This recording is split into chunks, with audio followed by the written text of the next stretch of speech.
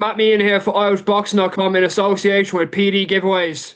The JB Boss, JB Promotions, we're back 2026, a new year. A bit of a different venue, one I've been to many a time, many a good day out, and hopefully another good day in Leopardstown, February 7th. How are we? How are you, Matt? How's things? Good to talk. Good. No, listen, just talk to me first. Getting JB Promotions back out on the roll, February 7th in Leopardstown.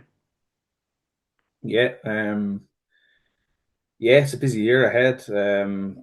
We've minimum 5, 6 shows this year, back to what we were doing a couple of years ago. February 7th is just a small show, just to get the lads shake off a bit of rust. A few boys need some wins and things. Sam and Kelly needs a win.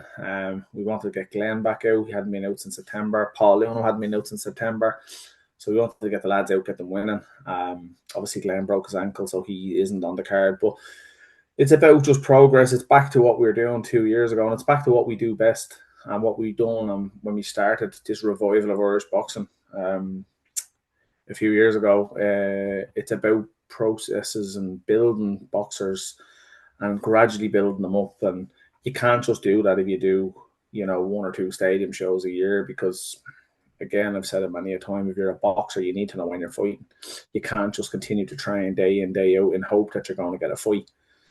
So yeah, we've gone back to what we done, what I feel we do best. I feel what was the biggest, turnaround in Irish boxing was when we come onto the scene and start flooding the place with shows. And since we've done that, there's no secret. There's no, it's not there. There's nothing out there to see, or there's nothing plain. It's plain to see now. Sorry, I got confused there. It's plain to see now that Irish boxing in the south is booming again.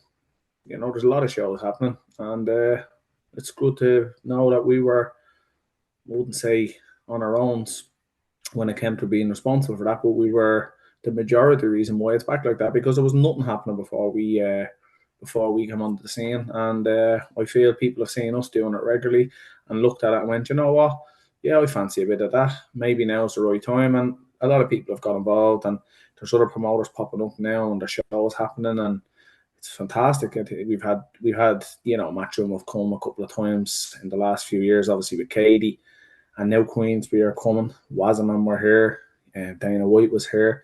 They'll all come and they'll go. It's been the same for years. Matchroom were here 10 years ago, doing a show maybe once every couple of years and things like that. And Queensbury look like they're building an Irish stable, so they might come more regularly. But it's good to see, and it's great to know that we were a big part of bringing this back. And I believe Irish boxing is in the best place it's ever been in. And again, I feel very proud of myself and my team, because I believe we were the ones that brought it back. Do you think that obviously there's always a place for a building block, and do you think that obviously that you can kind of build on year and month on month, that obviously the stronger it gets and the more building blocks you put in place, the stronger something's going to get? It's a business. Every business has to grow. If business isn't growing, it's not a good business. And from day one, everyone can see the levels we've stepped. I mean, it's been building blocks since day one. We're nowhere near where we want to get to, but we're definitely going in the right direction. From day one to where we are now, the levels have gone through there. No one sells out the National Stadium regularly. We've done it twice in the last 12 months. And I know we're going to do it in April, because the card I have built for April is phenomenal. The card is, we've 4 or 5 big fights made. They'll be all announced in the next 2 weeks, 2 to 3 weeks. 2 weeks, the first couple will be announced, and we'll just keep dripping them out over the next week or two after that. Again, it's not just the boxing community that have built the boxing back. We were a big part of bringing it back, because it wasn't happening, and we were the ones that kind of took a plunge into it when venues wouldn't touch you, when sponsors wouldn't touch you. No one wanted to know, and media wouldn't touch it. And now the media are all over it, which is great. Sponsors are getting involved. Venues are opening their doors. And then, as I said a minute ago, it's in the best position it's been in years. And please God, it stays like that. If everyone does things right, it will stay like that. Let's get on to the card on February 7th. A great kind of prospect card. It kind of reminds me of the next generation cards that Matchroom do to kind of build Yeah. their future stars. First off, Jay, was that kind of the main aim with this card, to kind of take a slice from that, if you get me, kind of build those next generation cards, but with your own promotion, if you get me? You can't just keep doing big shows. You can't just make everyone fight each other. You have to build them to levels that they're eligible to fight each other, and they're able to get to domestic fight level and things like that. And then the ones that come to domestic level will push on, and that's what we said from day one. But we have a lot of kids there that are only starting off. There's a few that are only coming back. Even Sarah's only a fight into her career. As I said, Senan lost his last fight, a very, very, very good fight on the Wasserman card, and he fell short against Ben Marksbury. But he needs a win to get himself back into. Senan Kelly isn't going back to building a career by beating Journeyman after Journeyman. Senan's going to win this fight, please God. He's fighting against a very live opponent, and he wins this fight. It's into a title fight in April, and then again when he wins that fight, he's then ready to go again and take another chance. And the chance is you got to take the chance, and when you're just in hope that you'll win that, and you'll take that chance. And when you take the chance, and that's when your career opens up and away you go. We've seen it over the years with the likes of, people going across John or Gary Cully, for instance. When he got his chance on the Matchroom, he took it and he got signed, and he got a run of fights with Matchroom, and I'm sure financially he was able to build his businesses and things out of that. And that's what we want for our fighters. Senan bought a house last year, and ideally we'd love him to get himself into big fights where he's earning some money that he can make his mortgage payments and things a lot easier. And who knows, if he could come out of the career with no mortgage, that would be a massive career for him, So that's what it's about. It's about building the fighters, and we have to give them a platform. We can't just keep throwing them into the stadium on the big cards and having them fighting at 4 and 5 in the evening. We need to give these prospects chances. I mean, like O'Shane Tracy's coming back. He hasn't been in the ring since last April. He was contemplating going away on holidays, and he gone away to, I think it was Australia. I think he was talking about going to, and again, he's another one that needs to kickstart and go again. And Cian Doyle hasn't boxed in, I think it's 4 years. Yeah. He's coming back now. This is debut. This is a debut for Cian Doyle. That's what this is. This is basically his debut. From start again. All over again. Yeah, it's all over again, and we will treat it like a debut. Now, look, Cian's talking like he wants to fight. He wants to go straight into the big fight straight away. And, again, that's up to me just to make sure it's the right fights and have a look at it, things like that. Like, again, O'Shane has a test on his hands because he has Jordan Granham. And Jordan Granham's been going around the last couple of months causing a lot of problems because I think in Jordan's last 5 fights, I think he's 1-2 and drawn 1. And the draw was a win. He was robbed. So, I don't know. I seen the interview from Jordan where he basically said he was fed up with people, disrespecting journeymen, and he was setting out a stall to, show they can win when they want. So you don't know what you're getting with Jordan, but he's coming over, he's boxing O'Shane, and look at when O'Shane wins that fight, O'Shane's a forgotten man in the boxing game because so much happens so quick in it. Like by the time O'Shane gets in the ring, he'll be 10 months out of the ring, and he'll be 5-0 if he can come through Jordan. And 5-0. It's good for a kid. He's only a boy. O'Shane is only a young man. He's 22 years of age. He could be 5-0. Kane Lewis, it's time to kickstart with Kane. We've signed Kane recently. I was disappointed with Kane last year. It wasn't my responsibility because he wasn't with me last year, but we had Kane in a great reign of form. He was actively fighting and that. And then, his management team had different plans for him, and he went off and he had nothing in the year. He had one quick 4-rounder, and that was really it. Now it's time to kick him on. Kane Lewis comes through this fight, he'd be 10-0. Like he's 10-0. That's a boy he's ready to go. Like, you know what I mean? Kane is ready, and you know what? He's technically good enough to have a chance, to take a chance, and that's what I'll be looking for. I want title fights for Kane. I want title fight next for Kane. That's one that we want. We spoke to Ian Cochran this week about potentially Conor Kerr against Kane Lewis for a Celtic title maybe in April. If Conor's into it, I think it's a good fight. It's a great fight. Kane is extremely technically good as a boxer. The one fight he fell short in was a guy that was quite small, and Conor would be shorter than Kane as well. So I don't know if he would struggle with smaller opponent. But again, it's a 50-50 fight. Conor has big fight experience. I think it's a great fight. But the offer has gone out to Conor, and hopefully he takes that, and that will be Kane's first step into title fights at 10-0. Again, he's ready to push on. And look, that's what we're trying to do. We're just trying to push these lads on. Do you kind of feel proud and obviously responsible in a way that you said the likes of obviously sending Kelly getting a gaff and obviously the few other bits that your fighters have been able to achieve financially? Do you? I guess you kind of feel proud that you had a role to play in that. Yeah, look, Senan was going to get his house, I'm sure. I don't think boxing, I'm sure his last couple of fights, his last 3 fights, he has earned money, and I'm sure that went towards helping him get there. But it's only the start.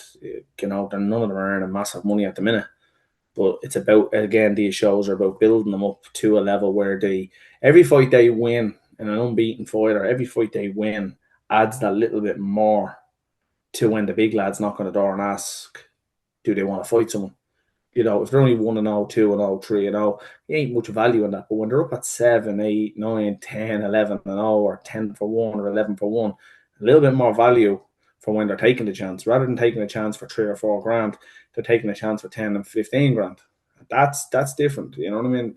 Because, you only need 2 or 3 of them fights a year, and that is your Yearly deposit salary for a kind of. house and things like that. You Yeah. know what I mean? And that is a salary. You know what I mean? And then you've got the bigger the occasion, the bigger the sponsors, the more money you're bringing in sponsors. So there's a knock on effect. And then again, if you take the chance and you cause the upset when you get one of these chances, that's when usually you'll get a couple of fights off the bigger promoter then as well. And then again, they're guaranteed that kind of money, and it's a bit of security for you. I was talking to Bio the last day, as you seen on an interview. He said that he wants into title contention. Any word off the boss from that? Any plan for Bio? Yeah, he needs to knuckle down. He needs to get his win now. He just needs to win this fight and focus on this fight. I won't be talking about titles yet. He needs to win this fight.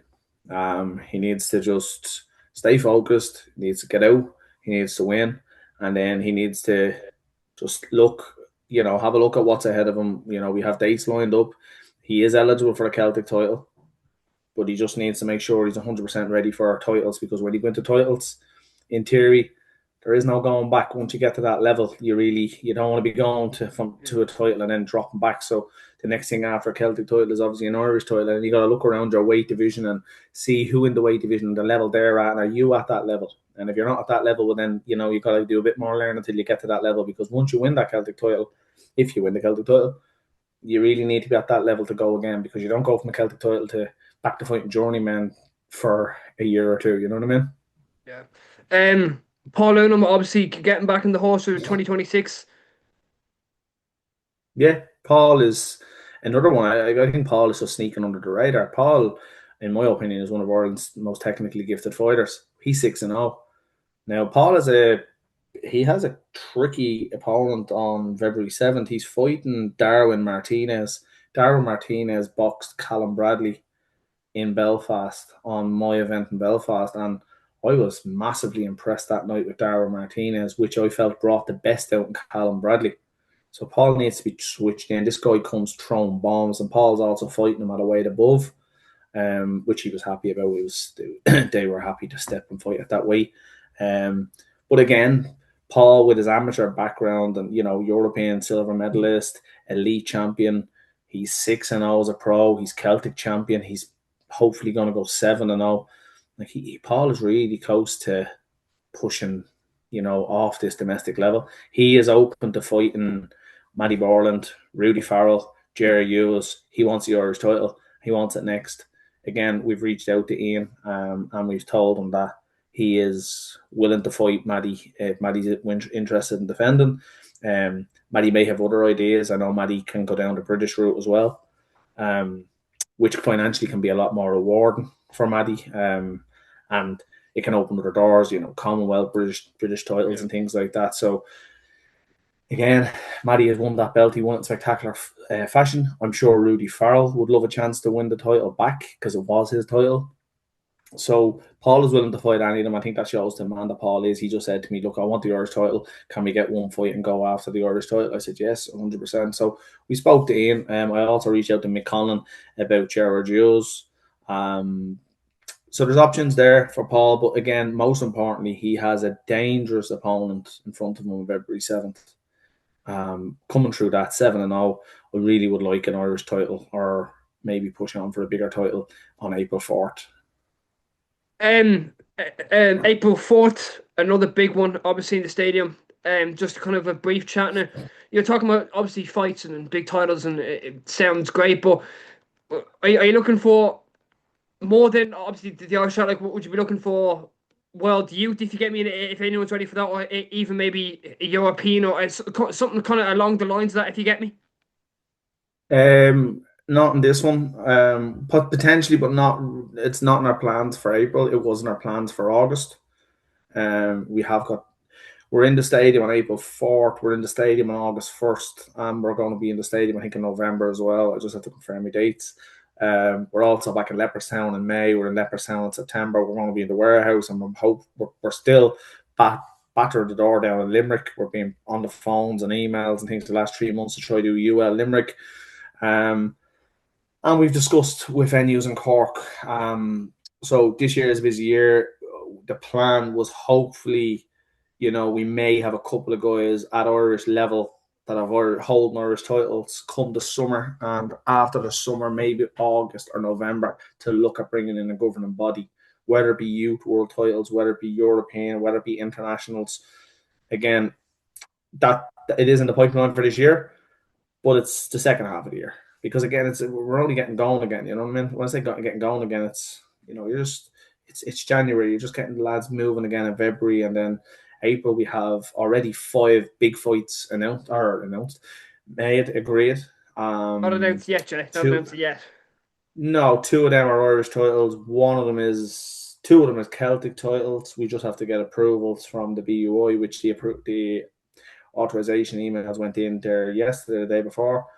And once they're approved, history could be made on the card as well. There is a fight that will make history in Irish boxing. So again, we just have to get that over the line as well. That Can I could push be on over that? the line soon. No, it's something that's never been done in Ireland before. Okay. In Irish boxing, and please God that gets over the line, because that'd be nice to do. It'll be the first, but we will definitely do the second one fairly soon, potentially towards the end of this year, start of next year. So it's opening other doors, and it's given eyes from the younger generation up that can say, yeah, look, I can do that, and that's what we want to do. It kind of seems like you're biting your tongue there, small bit, but you're getting excited at the same time. Yeah, I'm always excited. I don't do this for anything else but the love of the game. I've said it from day one. I do this because I love it. I need something to keep me involved in the sport. Yeah. It's just, I don't. It's the sport I moved to from football. I love football. I was all in on football, and I Still do. fell into boxing, and I fell in, not as much as I used to. I like watching football a bit Yeah. now. I don't watch it as much as I used to. I don't go watching games really anymore. I've kind of twisted away from it. But back in the day, football was my life. I played at the best level I could, and I got into coaching. I was in management and football. That was what I done, and then I fell into boxing, and I love boxing. And when I was too old to box, continue boxing, I needed something, and promoting was. I had promoted, unlicensed shows. I promoted white collar shows, amateur shows, and I just felt this was the next step. And I love what I do, and so I do get excited. I get excited for any fight. I get excited for watching a kid make their debut. I get excited for a kid pushing himself into title eligibility. Getting that 6 rounder under the belt. I get excited for a simple domestic. It doesn't have to be about titles. I get excited watching kids fighting for the Celtic title, because I remember when I fought for it, and that was my dream. And I know some of these kids that we manage, their dream, because they spoke to me at the start and they said if they could get a Celtic title, that'd be their dream. And sitting ringside and watching them fight for that. I have Sean Murray fighting next weekend, Yeah. this day week. He's fighting on the boxer card over in the copper box. And Sean said to me on day one, he wanted to be in real fights. He'd love to fight for a Celtic or Irish title, and he'd love to box on Sky Sports or DAZN. And he said, like the way you did, like the way your career was. Sean has been in the big fights. He's only ever fought for big fights, really. He has fought for the Celtic title, and he's boxed on DAZN. He's boxed on Thriller, and he's now going to box on BBC on a big show in the UK next week. Okay, he hasn't got the prettiest of records. Records are for DJs. He's a real fighting man. He's only 22 years of age. My age. You He's know, my so age. Yeah, yeah, he's a kid. yeah, He's a kid. You know what I mean? He's years left in this sport if he wants it. yeah. You know what I mean? And Sean could win next week and totally throw a spanner in the works. You know, and if he was to lose next week, when he comes back, he'll go straight back into another domestic. That's what he wants to do, and he will. His performance in the last fight was excellent. He really improved on previous fights, and he seems more structured now on that as well. But Sean could say, right, that's it now. No more big fights. I'm going to start building my career a bit, and he got a 4 or 5 journeyman fights and turn his record around and get himself into start winning, getting into title fights and win a title, and away he goes as well. So look, I get excited for that as well, man. That's what I'm in the game for. I kind of guess it's a few different avenues then, kind of like whatever avenue, whatever kind of happens next week. Sorry, this obviously this week coming with Sean is that win or lose, there's big opportunities kind of both roads. If you get me, he can walk down both, and there's going to be good things coming both ways. Yeah, well, Sean's fight for April 4th is already agreed. Okay. And it is another domestic. I just have to agree on one side, just confirm it, but they've basically said they'd be interested. But, it's, again, uh, people look at his record and might say, oh, with Sean going down the road, a journeyman. Sean will never be a journeyman. Sean will always turn up to win. A journeyman is Yeah. someone who comes to teach the home fighter a thing or two, tuck up, take the loss, but teach them and give them a bit of work and pressure them, and then maybe say to the coach or the manager afterwards, okay, he needs to tidy up on this. I could have clipped him with this, or I could have clipped him with that. That's a journeyman. That's what they train for, and without them, we'd be lost. But Sean, there's also live opponents who are people who don't care about a record, who will fight anybody, but when they turn up, they always turn up to win.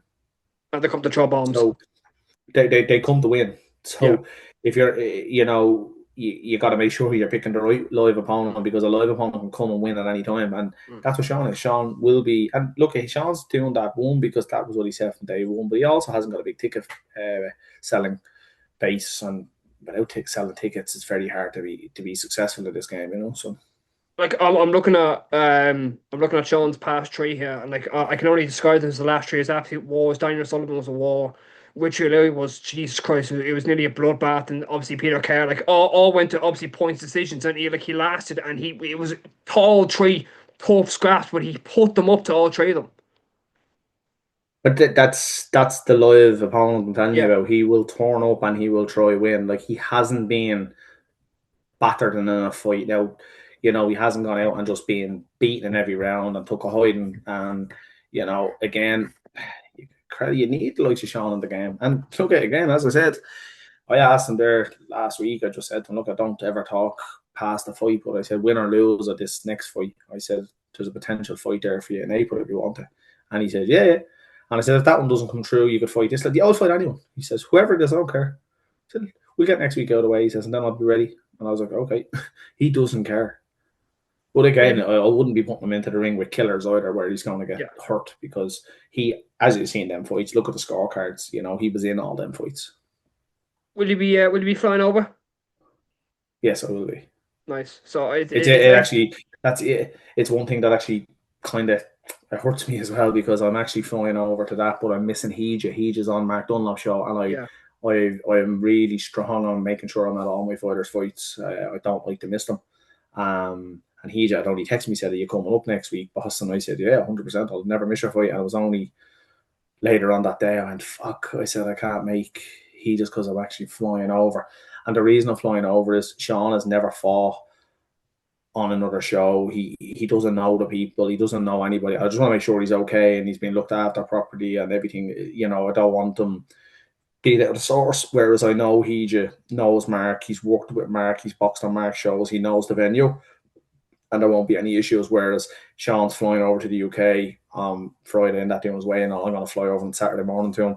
But I just want to make sure he's okay getting to the venue and make sure everything in the back room, he's not getting pressured. Sometimes, so you can play city beggars and things like that, rushing you and causing you a bit of unrest just before ring walks and things. So I know all them little tricks and things, and I want to make sure I'm there for him to make sure everything goes according to plan. And he's happy and a good friend of mine. But he just said straight away, Jesus, there's no problem at all. But again, that hurt me out. Butch will go up and be there for Heja.